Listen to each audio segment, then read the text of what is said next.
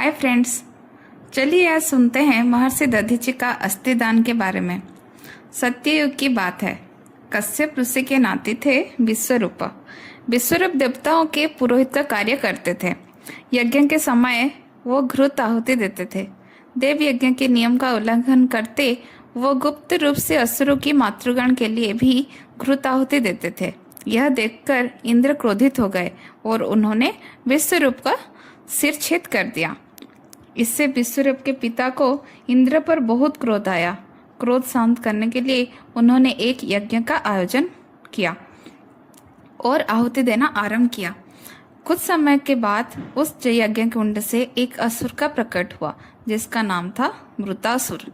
वह अत्यंत भयानक रूप धारण कर अपने देह का विस्तार करने लगा।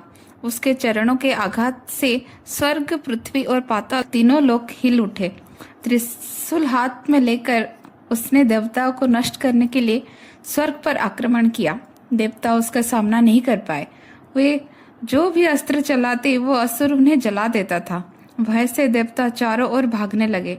कोई उपाय ना देखकर वो ब्रह्मा के पास पहुंचे और सहायता मांगी।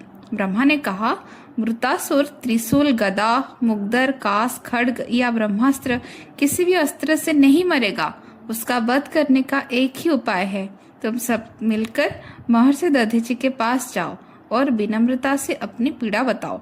यदि वो प्रसन्न हुए तो अपने शरीर की अस्थियां दान करेंगे। उन्हीं अस्थियों से वज्र बनेगा। इंद्र जब उस वज्र को मृतासुर पर चलाएंगे तभी उसकी मृत्यु होगी। देवगण सरस्वती नदी के तट पर महर्षि दधीचि के चरणों में प्रणाम कर पहुंचे और अपनी विपत्ति बताई।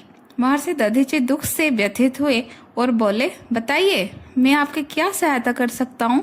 मैं अवश्य पूर्ण करूँगा। देवताओं ने कहा, ब्रह्मा ने हमें आपके पास भेजा है। मृतासुर के अत्याचार से देवपुरी थर रही है। वो किसी भी अस्त्र से नहीं मर रहा। यदि आप अपनी अस्थियां दान कर दें तो उन्हें से वज्र बनाकर उसे मारा जा सकता है। यह सुनकर महर्षि दधीचि के चेहरे पर दिव्य आनंद की रेखा खिल उठी। वे बोले, देवताओं, मेरे लिए इससे बड़ा सौभाग्य और क्या होगा कि मैं देवकुल और संसार के कल्याण के लिए अपना शरीर अर्पित कर दूं।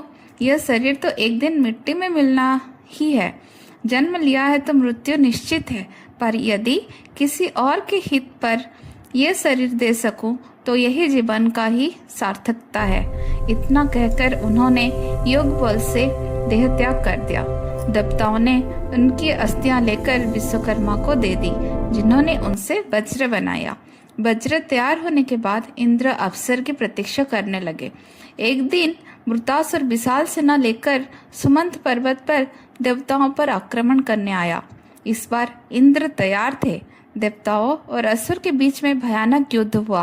अंत में इंद्र ने वज्र से प्रहार किया और मृतासुर प्रचंड गर्जन करता हुआ मारा गया। सृष्टि की रक्षा के लिए महर्षि दधीचि मरण शैया पर सो गए, परंतु उनका यह महान त्याग उन्हें युगों युगों तक अमर बना गया।